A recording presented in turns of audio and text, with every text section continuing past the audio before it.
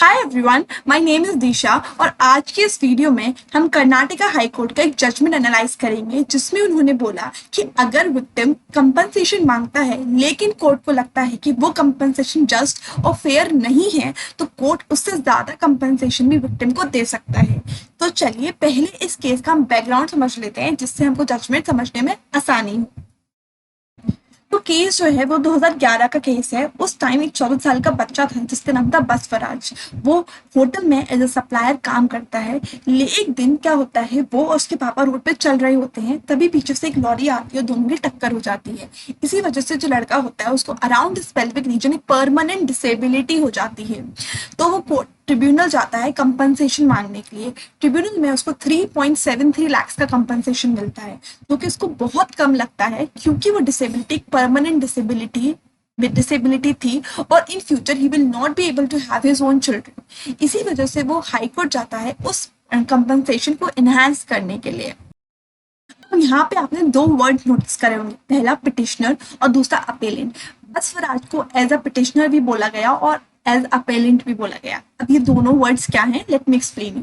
Petitioner मतलब होता है कि वो इंसान जो कि केस लेके आता है कोर्ट में, उसको बोलते हैं पिटिशनर।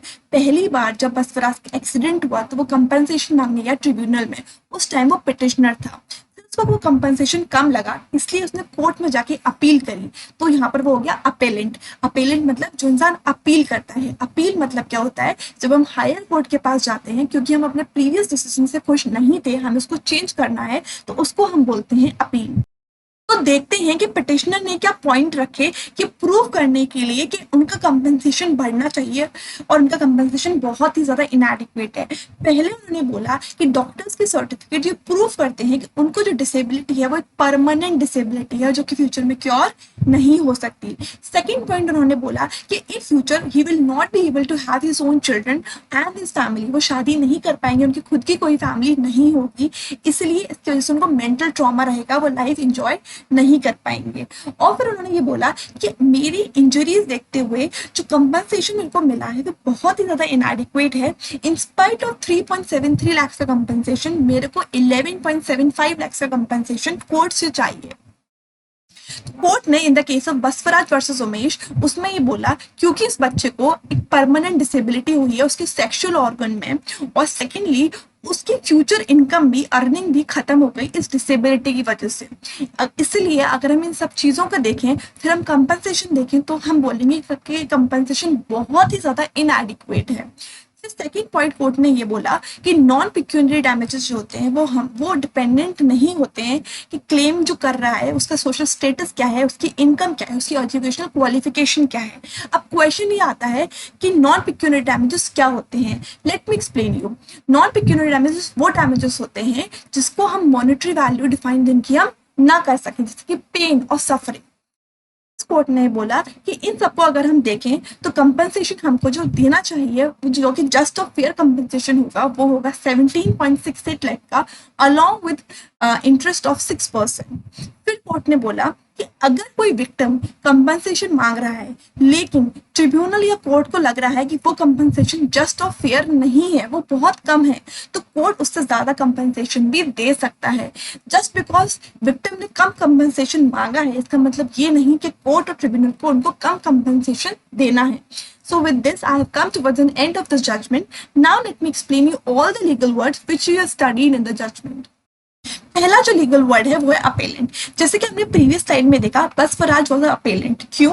क्योंकि वो हाई कोर्ट में जाकर अपील कर रहे थे। अब क्वेश्चन ये आता है कि अपील करना क्या होता है।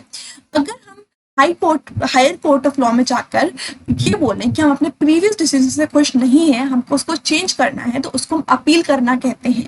और जो इंसान अपील करता है उसको हम अपेलेंट बोलते हैं। सेकेंड वर्ड है पिटिशनर।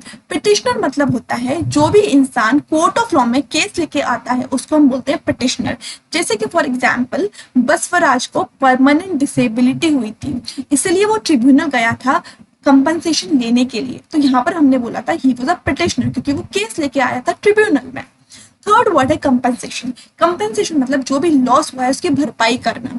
जैसे कि फॉर एग्जांपल बसवराज को पहले परमानेंट डिसेबिलिटी हुई थी उसके पेल्विक रीजन के अराउंड, इसलिए कोर्ट ने उसको कंपनसेशन दिया कि उसके वो जो भी लॉस हुआ उसको भरपाई, जिसकी वो भरपाई कर सके। फोर्थ वर्ड आता है क्लेमेंट। क्लेमेंट मतलब जो इंसान क्लेम कर रहा है, जैसे कि फॉर एग्जाम्पल बसवराज को हमने क्लेमेंट बोला, क्यों? क्योंकि वो 11.75 लाख रुपीज क्लेम कर रहे थे, एज अ कंपनसेशन मांग रहे थे। ठीक है। फिफ्थ वर्ड जो आता है वो होता है non pecuniary. Non pecuniary damages क्या होते हैं? ऐसे डैमेजेस जिसको हम मॉनेटरी वैल्यू डिफाइन जिनकी हम ना कर पाए, जैसे कि फॉर एग्जाम्पल पेन, सफरिंग, जिनको मॉनेटरी वैल्यू जिनको हम ना दे पाए। जैसे कि फॉर एग्जाम्पल बसवराज को पिछले केस में हमने देखा कि उसको ही in future he will not be able to have his own children, वो कभी शादी नहीं कर पाएंगे। इसकी वजह से जो उनको मेंटल ट्रॉमा होगा उसको हम मॉनेटरी वैल्यूज की हम डिफाइन नहीं कर सकते। तो ये सारे डैमेजेस जो होंगे वो होंगे non pecuniary damages. So I hope you have understood all the legal words which I have discussed in the video. If you have any doubt, feel free to ask me. I'll be more than happy to solve all your queries, and I'll see you super soon in my next video. Till then, bye. Take care.